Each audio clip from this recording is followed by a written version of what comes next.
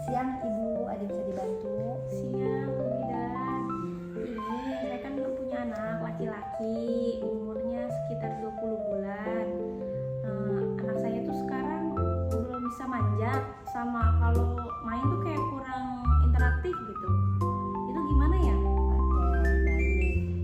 Sebelumnya perkenalkan ya Bu ya, nama saya Bidan Bella ya Bu ya.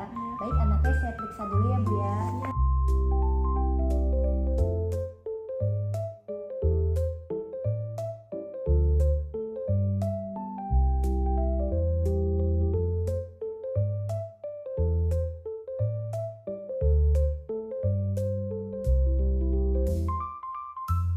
Baik Ibu, tadi saya sudah periksa ya Bu ya anaknya ya Bu ya. Sekarang saya akan screening anak Ibu. Jadi saya akan memberikan pertanyaan terkait kuesioner emosional anak.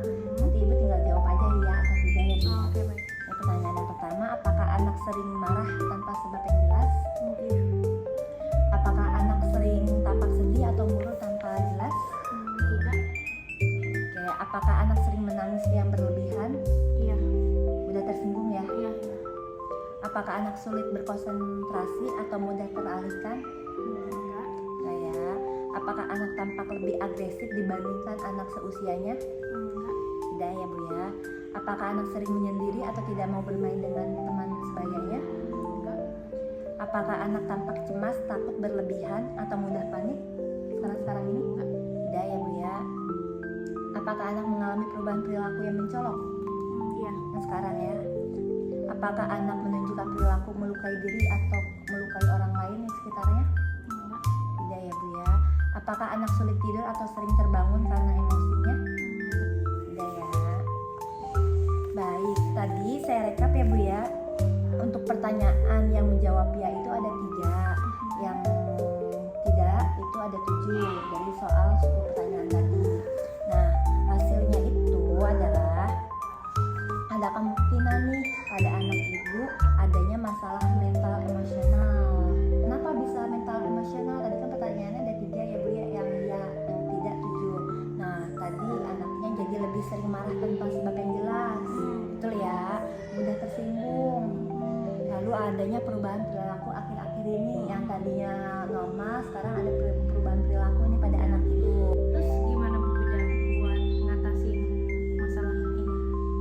Ya, baik.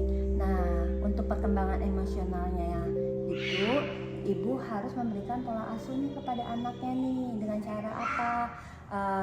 Ibu bisa menghindari bentakan. Menghindari bentakan atau hukuman fisik kalau misalnya anaknya membuat kesalahan.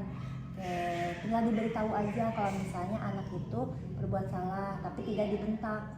Kemudian beri pujian pada anak kalau misalnya anak tersebut apresiasi, misalnya bisa melakukan ini, ibu kasih apresiasi, jangan diabaikan anaknya.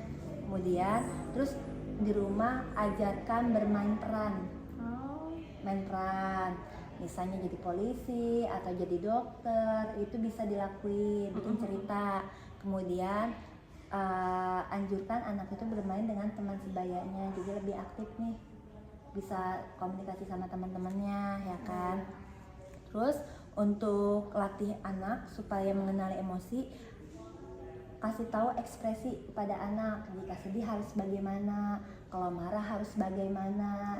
Jadi jangan diabaikan, jangan didiamkan. Jadi kalau misalnya biar anaknya itu tahu ekspresi apa yang harus dia lakukan apabila dia sedang sedih, ekspresi apa yang harus dia lakukan kalau misalnya dia marah, ekspresi apa yang harus dia lakukan ketika dia senang gitu ya. Jadinya lebih interaktif. Tadi saya jelaskan, ibu bisa lakuin nanti praktekkan di rumah.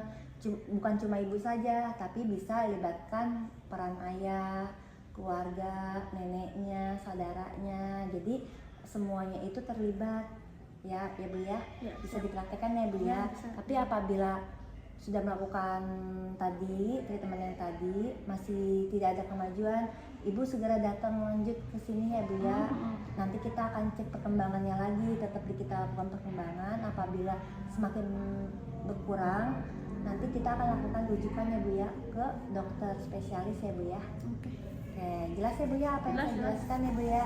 Oke, ada yang ditanyakan lagi? Udah cukup. Cukup kerja saya baik. Terima kasih ya Bu ya. Semoga cepat membaik ya Bu ya kondisi anaknya ya.